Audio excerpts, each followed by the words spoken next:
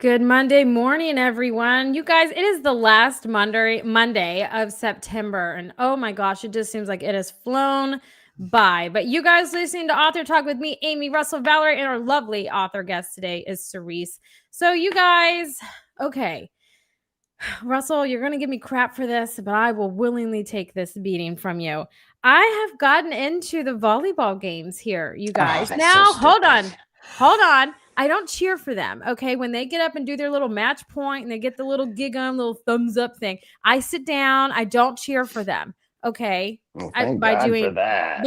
by doing that. But you guys, oh my gosh, they are so much fun. To me, they're more fun than attending the football games. So, Charisse, I live in Bryan College Station, and I am not an A&M fan. I didn't go to A&M. My husband didn't go to A&M. I went to a branch of UT, so it's like a fish out of water up in here.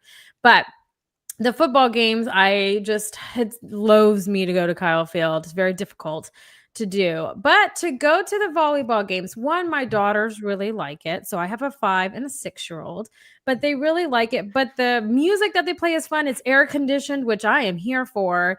But they have face painting before and balloon animals, which is a lot of fun. Okay, that's fun. I get it. Yeah, I mean, now it's only A&M face paint, but hey, whatever. Okay, my No, girls. that's gross. That's I know. totally gross. It is, and my girls have drank the Where's Kool-Aid. our author from? Sharice, where do you live? I am in Carson City, Nevada. Okay, Nice, so you get it. nice. So she She gets gets the Carson heat, it. but City. you get a different heat. Yeah, I'm I at love 5,000 that heat. elevation, so it's like perfect. It was like 75 all weekend, like nice. beautiful way to end the summer. So, do Yes. you hike Red Rock Canyon? I have not gotten out and hiked that much. I've only been here about 3 years, and the first year I pretty much didn't leave my house. I was like You're our hermiting. health person today. You're supposed to say yes. I know. Oh. I know. Even I this have old a man recumbent has hiked bike. Red Rock Canyon. I haven't. I It's haven't. so We're not beautiful alone. here. Come Yeah, on, it's so girl, beautiful pick it here. up. I spend most of my time at the lakes and Oh, just sitting nice. in the trees, and I prefer to just like be rather than like be sweating. But no, I do have plans to be like a hiker up here at some point.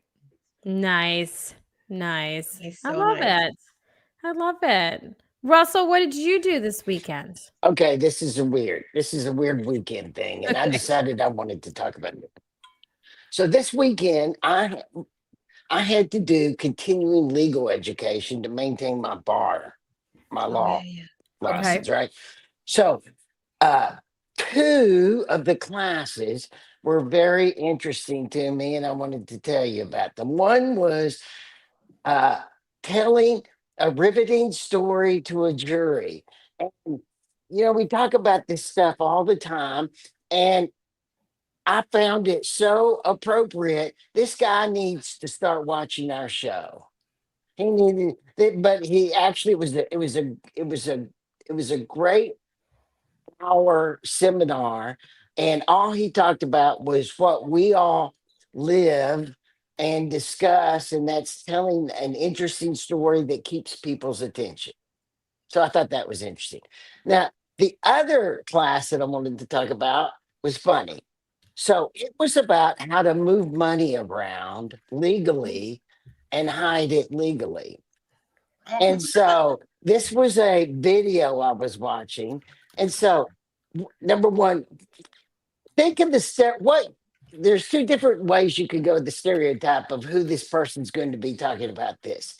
Uh, One of them is who appeared is the guy who gave the hour lecture. He looked like he was from a drug ring in Miami. The guy had Nice. stubble beard. He kind of looked like me, but worse. Did he have a And Hawaiian shirt on? underneath, and then Nice. the unbuttoned shirt, and his hair was messed up, and he needed to shave. And I thought, dude, is this kind of some kind of point? It wasn't. It wasn't one of his points. This is just a guy lawyer you paid to hide money legally, of course. So I thought that was really interesting. That was my weekend of interesting, and the uh, future weekend of not interesting is when I moved to Houston. Melinda said, "Your birthday's Thursday." I said, "Oh, what are we doing that night?" we're going to a soccer game. Sharice, I moved to Houston from Atlanta because all my children and grandchildren are here. Okay. So I actually moved so I could go to Mhm. soccer games on my birthday. So that's a great birthday for me. I'm very boring. I'm going to little kid's birthday party soccer game on my You might get some birthday. pizza and sliced oranges. No, I won't because the kind of pizza everybody else eats, I can't eat, right? So that won't happen. Why can't you Oh, eat it? true. I don't eat meat, right? Ah, okay. Yeah, Okay. he can't have meat.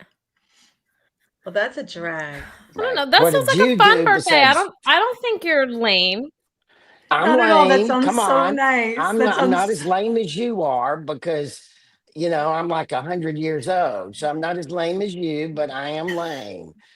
Valerie, tell us about all the margaritas and alcohol you drank all weekend. Oh wow. It was just a wild weekend, but I did have a margarita, but it was on Thursday. It was actually Okay. made with a smoky mezcal, and I was like, what is And this? But it was Oh, delicious. But anyway, but that was Thursday. But Friday, I was so excited to go to. There's a place here in Houston called Meow Wolf. It's an art installation place where you can walk through, and they have all this cool art. It's like a mind bending kind of world. You open a refrigerator door and you walk into like an art room, and so. But they also had a live performance from a theater group here performing the Rocky Horror Picture Show, and then they showed the Rocky Horror Picture Show, the movie, nice. as they were acting it. So it was so cool because it's the 50th anniversary. So that was so, so fun. We had a great time. So it was a great venue, a great night out. Just watching them perform and just kind of bending the rules a little bit on the story. And then the audience was like full participation. They gave us a little goodie bags with all the props. So it I was fun. love It was it. I used to do that like way, way back in the day. I Speaking of believe way back in that. the day, then we I had our so high school believe you're one of reunion. those. Yeah. Oh yeah, how did your I high school so believe reunion it. go? I remember you were so excited about it. Yeah, the high school reunion was great. It was great. My friend owns a wine coffee bar in the Heights, and so he hosted it Nice. there. So yeah, we had catering and all the shebang, and just it was good. It was great. We stayed there like really late, just like wow, no, why are we so tired the next day? I felt like we're exhausted, but it was like a good exhausted. So people you haven't seen in a really long time, and then people, just catching up. So it's nice. It's nice to stay in touch. that sounds like such a fun weekend. That sounds amazing. Yeah. And Well, what and the did you football do? team won. All our football teams won. Oh, You can't that's beat so it. cool. Mhm. I like lucked out so much and I bought a hutch on Facebook Marketplace and I've been looking for a hutch. I live in this rental house and it Nice. is like pretty small. I have 3 children who are like 13, 11, and 6, and we all have gluten allergies. So I have to be Mhm. like really specific about our diet. And the problem with being gluten free and trying to bake is that you have to have like 6 or 7 different flours versus like having one wheat flour because you're trying to recreate like the flavors and the texture and things like that of gluten-free baking. And we don't technically have a pantry in this house, but next to our washing machine and dryer, there's a linen closet. And I use the linen closet as my pantry. And so I've been like running out of space and everything is shoved in there for the last 3 years. So I've been searching for a really nice hutch that I could add to my kitchen and put all of my baking What's flours a in it. hutch? It's like one of those, like your grandma had one in her kitchen next to her dining table with all of her china in it. Like that's what this is. It's like a china Okay. cabinet. Yeah. Okay, I get that. Yes. And it's like glass on the front. Anyways, it was really old and it was in Mhm. someone's storage unit and it was totally falling apart. And I rescued her and oiled it all up and it looks insanely beautiful. And her I named her Gloria because she's glorious and she's full of all my flowers now and it just Nice. looks so beautiful. So I got to spend the whole That's weekend awesome. just like cleaning and organizing and kind of doing I, like a little I totally fall get that. turnaround. I get that. Yeah. Yeah, that's so Okay. cool. I have my grandma's hutch and Yeah. her dining room table in my dining room, and then I have my mom's china hutch in my kitchen. So I can That's too appreciate it, and Nice. many. especially if it's old vintage, it's so cool to have it in your house. Yeah, That's a I found lot. out it was like this company from the 1800s. It was made in America and right now the hutch that I bought for $50 is selling for 3,000. Nice. Good deal. I'm here for the good deal. I'm here for that. Okay, Love a good we deal. need to thank our listeners. We're like top 1% in some podcast channels, top 10% on some others.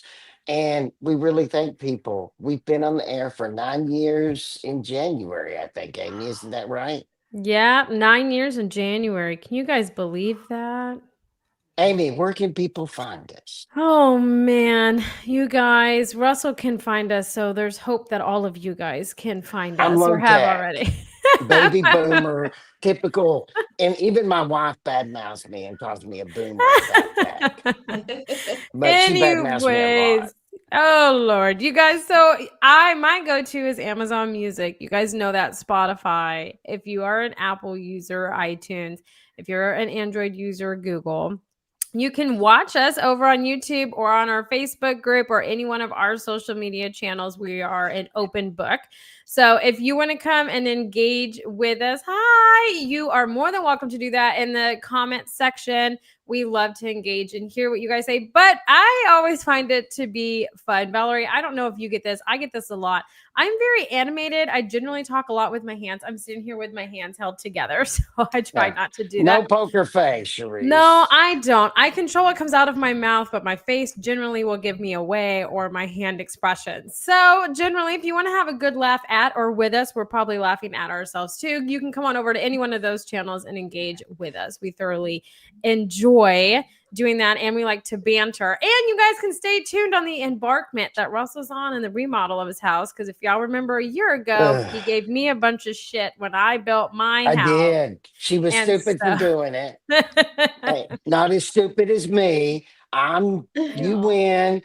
I'm dumber than you. This is awful. Russell, you're not having any setbacks, right? It's just I'm gonna at take least that it's as a moving compliment. forward. I have not had setbacks. Knock I on have wood, a you great, guys. honest contractor, but it's an old house. So Yeah. stuff happens all the time, right? And um, I'm just, yeah, that's Yeah. all I can say. Well, but I you want to have change the subject. yeah, I was gonna say you have an article you want to talk about that I want to dive Yes. into. Okay. If you haven't seen it yet, and I'm sure if you're listening, you probably haven't. In the New York Times about a week ago, there was an article on dark romance. I Mhm. actually posted it on the author talk page of Facebook. So if you want to go back, you can pull it up there. There is a wall that you have to deal with, but there is ways to circumvent that. Sharice, do you know what dark romance is? Oh, certainly. I am an avid reader. Okay, that is interesting that you said certainly. I I guess I should not be surprised. I am shocked because I'm always shocked because until Amy first divulged the existence of this by me trying to figure out why fans of books get tattoos. That's where this started. Yeah. And Amy had to explain to me who those fans Dark are. romance readers, yeah. Right. Okay. And then I was like, so what's dark romance? So Amy has tried to explain it nicely. Hello, hello.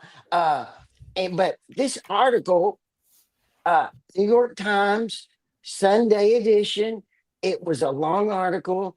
It was about dark romance, and it talked about bridge novels, of how to break into it, and Mhm. the different levels of it, and the classic books. By the way, Amy, you had mentioned many of the books that they mentions in the article. You've already told me about them, Yeah. so they were familiar.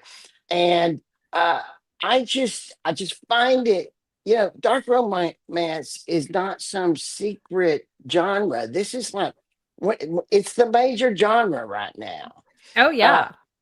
I read a piece that I do not believe that says 80% of the fiction sold right now is dark romance. That's true. What's your response, Sharice?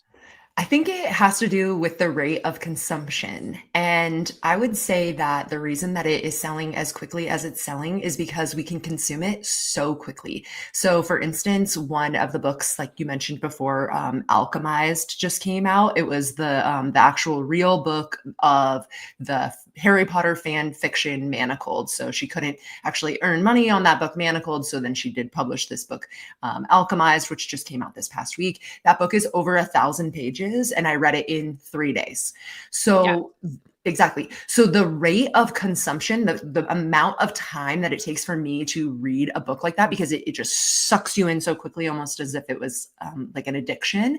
And then it's over so quickly, but it leaves that, ooh, I could get this again. That what I think of as like anticipatory dopamine. Like I know I'm going to get dopamine from this, so I can anticipate that feeling. And then I can dive into the next thing. So I think that it has to do with the way we can consume books like that so quickly. Wow. Thank you for that explanation. That was a beautiful explanation. I appreciate That's a good that. one. Yeah, I was going to say they just leave you, what is it? Salivating for more is generally kind of how it is. But you have all these ones, that's what I'm saying. Like all the marketing goes out for dark romance books. And readers, you have all these different reviewer groups on TikTok that are primarily focused on dark romance. And they're going to tell you the spicy level and the darkness and the unhinged level. Like those are their criteria for reviews, right?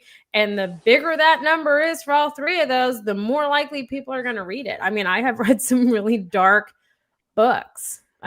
Dark books, but I've also read them in like 3 days. So yeah. And then you're looking for another one. But I think it's kind of like, okay, this is going to be a really bad analogy, but it's very fitting. So hang on with me. Okay. It's kind of like a drug addiction, right? Like I've never been, so this is my assumption. Okay. But the first time you get high, it's like the highest that you ever get, right? So the first time you read a dark romance book, you're like, what? Oh my gosh, what is this? And you kind of just touch the surface, right? And so then you keep going darker in these dark romance books, and then you read them more often and they're quicker to read them. So it's just like a constant addiction that you're feeding to know how dark you can go. Like it's a weird analogy, I know, but it really is just how dark can you go? Like what is your limit in darkness, right? Because there are dark romance books that are banned that you cannot buy anywhere but from the author's website, because all of these other sites like Amazon and Barnes and Noble and Walmart will not sell them. Like they have been banned. And those are the books everybody wants, right? And it's like full on pages of trigger warnings. So I kind of see dark romance as that. That's not puppies and rainbows, which is generally what I say, but it's just how dark can you go to find your limits and how quick can you get there, right? Because you're finishing these quickly and you want to know, okay, what's next? And they're like, oh, that one wasn't so bad. Oh, this one sounds worse, And so that's just generally the game of it, which is sad, but it is the game of it. And I am a participant in this game. I will also say one other thing to that is just that sometimes when you have experienced extreme trauma, reading these types of books can show you like this happens and you can also heal from it. So there is a part of dark romances that I have read myself, and I can see myself as experiencing these things. And then you see resolution in characters where in real life we don't often get resolution. So there's often, for myself, a healing component to reading dark romances as well. See, puppies and rainbows, in a dark space. So, but yeah, Russell, I do believe it is 80% of consumer consumption right now. And do you believe, is it primarily women are the 80%? Of course. Oh, yeah. 80% of the people that read any book are women. Women are the readers, not men. Men don't read. This is Only true. women. But to Valerie's point, Valerie, I have seen a guy on my Reels feed that shows up. And this is how creative people are being with dark romances. Okay. Mm-hmm. There are, how there's subscription book boxes, or you can sign up and get limited edition from authors. There is this, and this isn't an ad. I'm not advocating for it. I'm just giving you, there's a man he does this.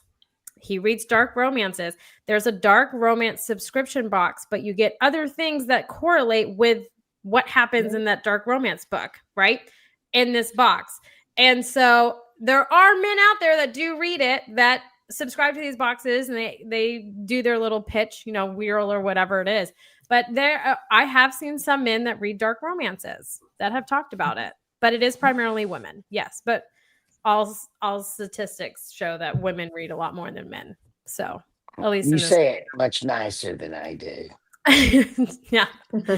Yes. But let's get Sharisse talking about her book and Right. how Absolutely. that whole journey came about. I love this topic. And so let's dive into it. Valerie, let's get Sharisse talking about her book. Absolutely. So, Charisse, your book, Journey Back to Health, share with us all your background about how this came about, please. Okay, thank you so much for asking about that. So, my book, Mhm. Journey Back to Health, came out originally in 2018, and it came about because of my own autoimmune disease journey. So, backing it up just a slight bit more than that to tell you why it was such a passion project for me. My mom actually was diagnosed chronically ill when I was about 11 years old, and from that point on, she then like went to bed for the rest of my life. She ended up kicking me out of the house when I was 17, like just before I finished high school. So really truly from about the time that I was 11 years old to the time that I was 17, she just was in her bed. And I then took over all the household responsibilities from the time that I was about 11 years old. So that included cooking, cleaning, laundry. I had 2 younger sisters, but at the time my baby sister was only 3. So their needs and their responsibilities became mine, and my mother was no longer any part of the picture. She would come out of her room occasionally, mostly angry. She became addicted to pain medication, and then we only really saw her when she was like coming down or getting back on to pain medication. So, like I said, when she kicked me out, it ended up being like Tuesday night, 9 p.m. She was just coming down and was like, "If you don't clean my house right now, get out." That was the end of our time living together. So that was the mother component in my life. So when I was about 26 years old, I had 2 small children. My daughters were 1 and 3 at the time, and I started getting very, very tired. That's really when I noticed. It was just like super, super tired, more than just like being a mom of toddlers. I was not able to do anything without complete physical exhaustion, like literally walking down the stairs, walking up the stairs, like just, it would completely drain me to the point where I would need hours of naps in between every single activity. Making my daughter's breakfast required an hour-long nap. So I started to become the sick mother. I started to end up like in bed, needing to be in bed. I like literally now, even when I wake up, I like get up at 6 o'clock in the morning and I make my bed and I never go back to my bed. This is like a trauma trigger for me to like have a mother in bed all day. So I was getting sicker and sicker, and I was having more of these issues. I was gaining weight that I didn't really understand. I was trying to exercise to gain energy. I was trying to do the things that doctors said, like, oh, if you're just a tired mom, so like you just need these things. And so I was trying to do those things, and eventually I was running a lot, trying to like run, and I hurt my leg, and I ended up at a sports medicine doctor who was the sports medicine doctor for the Chargers. And I thought this guy was like amazing. He was going to help me figure out what was wrong with my leg. And he actually turned out to like do all these tests on me, like all these different health tests, and just to see what was going on, like why are your bones breaking, basically. And it turned out I had 4 autoimmune diseases. So I had gotten diagnosed within 3 to 6 months of celiac disease, Hashimoto's thyroid disease, interstitial cystitis, endometriosis, and then adrenal fatigue. So the adrenal fatigue was which was causing like that extreme exhaustion, and every part of my body was so tired and so sore. And at 26 years old, the doctors told me, like, you have all these autoimmune diseases, you're basically going to be in pain for the rest of your life, and here's pain medication, which like massive trigger. I can't be the sick mom. I have these 2 small kids. I can't be the sick mom. So in that time, as I'm like learning and getting all these diagnoses, just prior to getting sick, I had graduated with my master's degree in experimental psychology. So I have, my education is in research. I never did any kind of clinical work. I don't have any desire to like sit one-on-one with people, but I learned how to study and how to research and how to find the answer to the question. So because I had this email address from my college, and because I was a professor, I actually got this like golden ticket into the research world. Because if you're looking for the clinical studies that are happening right now, and you Google like what's going on in autoimmune disease, and you find like PubMed, or you find these places where scientific people are doing actual research, it ends up costing money to actually get that PDF. So when you click on it and you can read part of it, but you can't really read all of it. It's going to be like hundreds of dollars. Sometimes minimum is like $60. It can go up to like $300-$600 to be able to read the article. But because I had that that email address from my college that gave me the golden ticket, and I was allowed to read all of these research articles for free. So what I did was I was never going to be the sick mom. I could not be the sick mom. I can't take medication. I don't even keep like Tylenol in the house, truly, because it's something that it's like, oh, my family is addicted. We have these addictions. Like, I'm not going to do that for myself.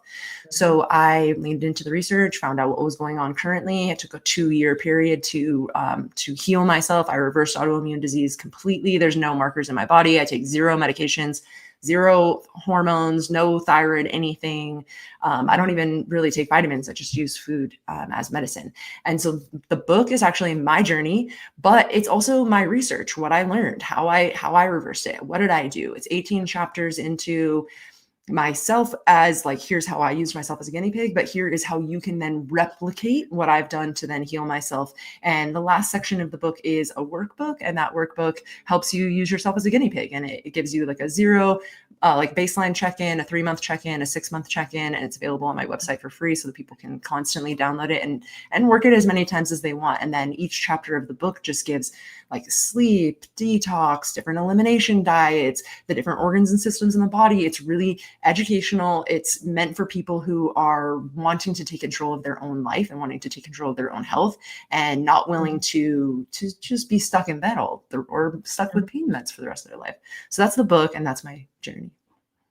That's amazing. That's amazing. Just wow. And I'm just fascinated that you were able to turn all of that around and like you said, drug free, right? Yeah, completely. I did during the first, like in the middle of that, like in that middle of that 2-year healing period, I used this drug called Naltrexone. And it is a drug for addicts when they're coming down from like in a, what is the word? Like when they're coming off of drugs, right? And they're trying to detox and they're trying to get clean. They'll use these naltrexone in a really high dose, like 400, 500 milligrams. And what that does is it helps to buffer the endorphins, because when you're coming off of like heroin, your endorphin levels drop so high or so much that you have no energy to then like do the steps that it takes to actually like get better. So I found this podcast. This doctor was talking about autoimmune patients taking naltrexone in very, very small doses, so 2 to 4 milligrams. I was able to find an integrative medicine doctor who was able to prescribe this for me, and I found a compounding pharmacy that was willing to make it for me. And I took it for 6 months because when I was in such a terrible state that I had no physical energy to actually take the action. I needed to like cook soup for myself, and I needed to like do these things that were really healing. And I didn't have the physical energy. So I did end up taking naltrexone 4 milligrams for 6 months to increase the endorphins in my brain while I was trying to use that energy to then like do the healing work. Yeah, but for autoimmune disease, oh my Nothing. goodness. That's so like what a blessing. What a blessing. That's incredible. I'm just amazed because I can't even imagine how terrible you're feeling. And what a great thing that you were able to get the diagnosis to figure out what was wrong and then turn it all around and use all your personal knowledge. I guess hold on, I had a question. Russell, do you have a question while I remember my question? Yes. What is your food diet? How do you get your protein? What supplements do you take? That's one question. Okay, so I eat a primarily Mediterranean diet. My family is from the Middle East. So I eat like high fats, high protein, limited carbohydrates. That just typically feels like the best for me. I eat all meat, all sources of protein. The only thing I don't eat is gluten. And I did cut out things like dairy, sugar, caffeine, all of that while I was healing, but I brought all of that stuff back safely into my diet without any problems. I drink coffee every single day. But I am cautious of the adrenal fatigue. And when we do drink things like caffeine or stimulants, that does affect the adrenal gland. So I'm conscious about the things that I put in my body and truly, truly conscientious about what I buy. I try to buy everything organic. I eat primarily from like the perimeter of the grocery store, right? Fats, proteins, limited on the carbohydrates, more like rice, things like that. And then supplement wise, I don't do anything. I try to get my supplements from my food. I really try to balance my diet.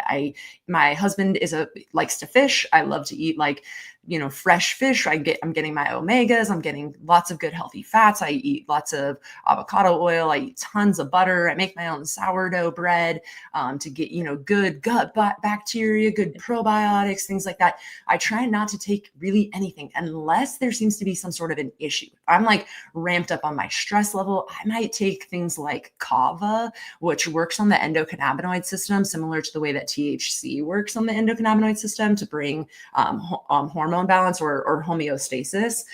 Same thing with chamomile. So I might do things like that, herbs, if I'm having a specific issue. But otherwise, if I'm just at baseline, I try to keep myself really, really good with eating 3 meals a day. I exercise at minimum 20 minutes a day, every single day. And I just really try to take care of myself because I just have a lot more respect for my body now than I ever did before. Like really, truly, I did not really respect my body. I just thought it was like this vessel that was going to carry me. And now I'm so cautious. I monitor my sleep and I take really good care to drink water, things like that. So lots of high nutrients. And I typically, if you were going to stick to like a diet specifically, it'd be like paleo or Mediterranean, those like high fat, high protein, limited carbs, very little sugar. I do use sugar like a drug. I do think sugar is a drug and I use it like a drug midday. I love to have some sort of sweet treat like right before I make dinner, like 4:30, 5 o'clock. And I use that energy to carry me through. I have 3 kids. I still have to do the second half of the day. So that is where I'll have my sugar in the day. I think that answers your question though, does it, Russell? Yes, it does completely. Okay. But you didn't tell us about your and Valerie. Have you remembered your question yet? Yes, I finally Okay, go remembered. ahead. Yeah, I guess because you're taking us through different chapters, and can you just kind of guide us through your chapters to get us to what we can expect when we're reading? Oh yeah. Okay. Let me just pull it out because I feel like I don't want to get it wrong. Right. So the chapters, like I said, follow my story, but they also follow like if you were to do this yourself. So, and I wrote it in order of the way that I feel like that we should change, that we should do it, right? Not necessarily the way that I did it because I had done it before the book was out.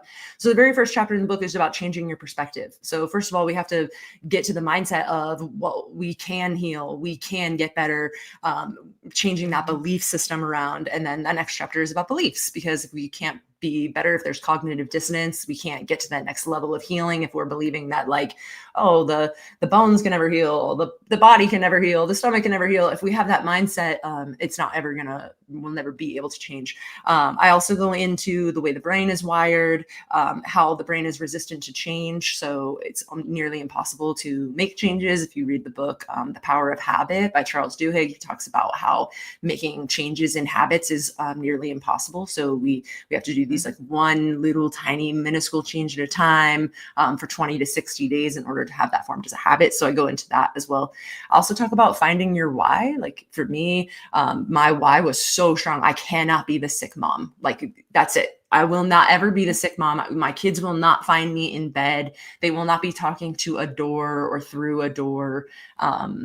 So that was my why. It was so strong, right? The rest of the book goes just down into each more of these details, into detox, into emotional connections, how to let go of the superhero complex. Like I wanted to be everything, right? I wanted to be Wonder Woman. And so in order to heal, we actually have to take that off. And I love the way like Alexa says, like remove the cape, right? So I go into that as well. And then from there, the rest of the chapters are very like clinical. So it's systems and organs, gut health, clean eating, elimination diets. These are actually the titles of the chapters because I'm being really specific. Detox, stress, movement, and peer pressure. Because I like to talk about the fact that we can't really change anybody. Like we can't. I mean, it's impossible to change ourselves. Like you can't change anybody else. Like just don't even try. Stop bothering. And then the last one is the actual workbook, that appendix that work through the whole system yourself. And I just think it's one of the most necessary things that we need to do, because when we stop feeling crappy, like literally when you stop feeling crappy, your body just forgets. So I give you like this little baseline, like what have you felt in the last 6 months? Circle yes and no. And then what that gives you is 3 months from now and 6 months from now, when you go back and you check and you say, oh, I'm not circling any of these yeses anymore. I'm healing, I'm getting better. And you can see that progress. And that's really the only way that we can keep moving, right? We got to see that it's actually happening. So that's the details of the book. It's really specific to help you take your life into your own hands. I love that. I love that because I feel like even as we age, we come back and we're like, okay, I have a little pain in my back, and the first thing they do is like, here's some medicine. I'm like, but I don't want to take medicine. I'm allergic to a lot of things, and so I will find like, what is my alternative method that I can help myself? And I love that you took charge of that, and and then you were able to, I guess, just I mean, I know it was like a years long process, and I'm so glad you chronicled that to so people can embrace it and just because it's so much trial and error, but if you simplify it and then it's not as scary because people taking the drugs from is this an easier fix, but then making a conscious effort to embrace a different approach is a great path. And Thank you. Russell, I think you might have had a question. Oh, I have a million questions. Sharice, I live much the same lifestyle as you do for much of the same reason, which is healing. So Mhm. uh, we have a lot in common. Specific question. Amy warned you about this. Uh, m- I've come across doctors that are very aggressively enthusiastic about uh, this thinking and lifestyle. And I've come across doctors very aggressively anti this thinking and lifestyle. What's been your experience? What's your opinions? My experience is the same as yours, Russell, there that it's split. And I would say not equally split, maybe an 80-20, where 20% is the ones who are looking at things that are actual healing, longevity, looking at foundational care. Whereas I feel like the rest is trying to get you in and out of that office as quickly as possible. And I experienced both sides of that. It looked like when I was first getting diagnosed, I had it looked like I'm not going to say what it looked like, but I had these marks all up and down my arms from needles, right? And tons of bruising and just so many tests, and these people telling me, okay, now it's this drug or it's this drug, or we're going to give you hormone implants in your body, things like that. Just so much doctrine around medications. And when I would say things like, that's actually not the path for me, I got kicked out. I lost doctors, and they kicked You me out made all the some time. of them mad. Oh, always so mad. And if I said to my endocrinologist, I went for my thyroid to this doctor who was like, blah, blah, blah, blah, blah, the best doctor, right? And I went in and he was like feeling my thyroid, and he's like, oh, your thyroid is enlarged and you need to take 400 milligrams of this, whatever. And so he took the blood work and he's like, I'll see you back in the office next week. I did a sonogram. I went back 1 week later and he was like, oh, actually, your thyroid is smaller than it should be. You need no medication, and took me off of that 400 milligrams that he put me on the 4 days earlier. So contradictive, so completely backwards. And this was literally the man who saved the sports medicine doctor that I talked about for the Chargers. Like, his daughter had thyroid cancer and he saved her life by removing her thyroid and radiating it. And I just think like, wow, that's not really saving your life, is it? That's kind of making your life challenging for the rest of your life if you don't have a thyroid, let me tell you that. And so I found and experienced both. And eventually what it came down to after months and months and months of searching is, like I said it before, I found that integrative medicine doctor. And I took a picture when I was in their bathroom. They had an oil diffuser and they had lemongrass oil diffuser, like diffusing in their bathroom. And I was like, I found my doctor. I'm here. I found the ones that will listen. And they are the ones that actually were able to prescribe me the Naltrexone. So it took years of finding the right ones. And eventually I ended up with a team of holistic care practitioners. So I ended up with a chiropractor, an acupuncturist, a massage therapist, and then energy type work, healing and therapy. So that my team ended up being more holistic when I eventually got to that point after maybe about a year of just heartache. It's so hard when they say, oh, nothing is wrong with you. Oh, you're perfect. Oh, here's the medication. Oh, your labs look normal, because they weren't looking at like from an integrative medicine side of things. And that doctor, the thyroid doctor, I was asking like, okay, well, I have these other issues that come up that are different, but it comes up every time I have a thyroid flare. When I have this problem, I have this other problem. And he was so put out. He was so put off. don't ask me things like that. I am a thyroid doctor. I will not be answering questions about any other hormone related things because that is not my specialty. And well, the thyroid runs the hormone system. So how am I supposed to manage the rest of my hormone system if you're not thinking about it as the body as a whole? And so I really, really needed to find and did find people that look at the whole picture instead of just like, oh, I'm treating just your thyroid. I'm treating just your stomach. I'm treating just your ovaries, things like that. Okay, we do need to get back to the book. And I do want to ask you this question, then I'm going to give it back to Val before we run out of time. And that is, what do you write in the book about exercise? I do write in the book about exercise. Exercise is one of the most important ways that we can detox the body. So through the sweat areas, right? So we detox through breathing, we detox through all the other ways that we think of, and we detox through our sweat. So we absolutely need to get the body moving and sweating. They also say things like the optimal amount of exercise is 20 minutes a day for mental health. So for me, I exercise for my mental health, like for mental clarity, for depression, for anxiety, things like that. That is specific what I do. What I talk about in the book is doing what you can. When you are chronically ill, when you are sick, when you cannot physically move, exercise is not in the cards. It really isn't. And for those 2 years that I was really, truly my worst, I did not exercise because I did not have the physical capacity to do so. So I say move the way that your body can move, a little light stretching, especially if you're right in the midst of a healing crisis. I can attest to that though, because Sharissa, I have IC. I was diagnosed a year ago. I had to figure it out kind of myself. And then I did that whole journey that you did that is mentioned in your book. And I don't have to take medication. I was lucky to find a doctor that wanted to change my diet and weed things out and then do that. I unfortunately cannot have coffee, so I have to find otherwise. But I do like my sugar, but avocado oil switching. But I am mostly on an anti-inflammation diet is what I eat. So there are like certain meats I have to avoid, lunch meat, which is sandwiches are my favorite. So those kinds of things. But I can attest that just changing your diet, not having to be on medications.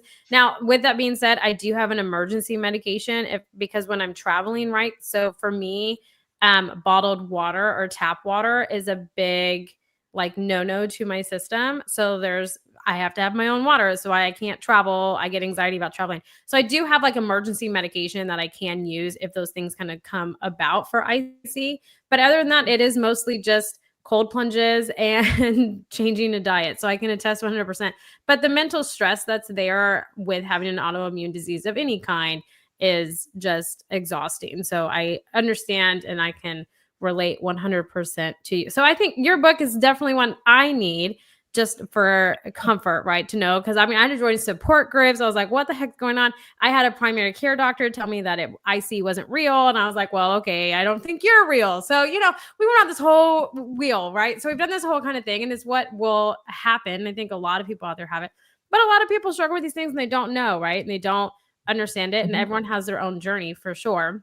And so I think books like this are needed. And I think true like testaments to what people experience, because everyone's experience in going through this journey is different. Just like mine and yours, I have a research background in psychology too. So we just like to research and do these things on our own. But, it's the more educated you are in these things in the way that the more that we can get off of medication. I feel like medication does more harm to a body than benefits at times. That's just me personally. But food and stuff definitely can help you quicker in terms of helping like with a flare or making those adjustments and stuff. But it is a mental game. It was a big mental game for me. Cold plunges takes mental strength. So it was a big mental game. But I, as someone who has one of those autoimmune diseases that you have, I can attest to it. And I think books like this are needed. And I think that the more we can get people off of medication and kind of push in a different direction, I think the healthier people will be and managing these things. So I want to thank you for someone that suffers with it for writing it, because I don't have the courage to write it. But the research that goes into it, it can be very overwhelming. Like even just in support groups for these, different autoimmune disease can get overwhelming because we all have different journeys and experiences within that, right? Like I'm kind of in remission. There's certain foods I couldn't have that I can have now, but you always kind of have that fear of it, right? And then throw on top of it that I can't have dairy. So when you go out, everything has freaking milk in it, you guys. Like everything has milk in it. So, you know, there's all these extra kind of levels. So to be more educated in these things, I think is a much more empowering statement and kind of taking back your health for sure. So I think books like the one that you wrote, Charisse, is important. And so I encourage everyone to go out and get it. And if you have a family member that has an autoimmune disease, or you have one, or you question that you might have one because you've done research like me and Charisse did, this is definitely the book for you. You're not alone in any of the journeys that you are on with autoimmune. Don't let a doctor tell you it's not real, because they are real, you guys. They are real, and your body will tell you signs. So it is important to listen to your body. But before we wrap up, because I'm going to get this evil eye from Russell, but I'm going to ignore it like I do every week. Charisse, tell everyone how they can get in touch with you, where they can buy your book, and all of the goodness that is about the author, Charisse. Thank you so much. And thank you for your kind words. I really, really appreciate it. And I appreciate being on here too. Thank you. It was really nice meeting all of you as well. The easiest way to find everything is just my name right there on the screen, SharissaBradley.com. And everything is there. My publishing house, everything I do with Project Seed Money, my books, everything I do in my life, work related, SharissaBradley.com. I love it. So one-stop destination, you guys. That's the best thing. And it's all easy to spell, which makes me even more happy, because if you're a terrible speller like me, and once easier to spell it is. But for all you guys, I will put it in the comment section down below and in the description for you guys. But we hope that everyone has a fantastic end to September, a great start to October, and we will catch everybody next Monday. Until then, bye for now.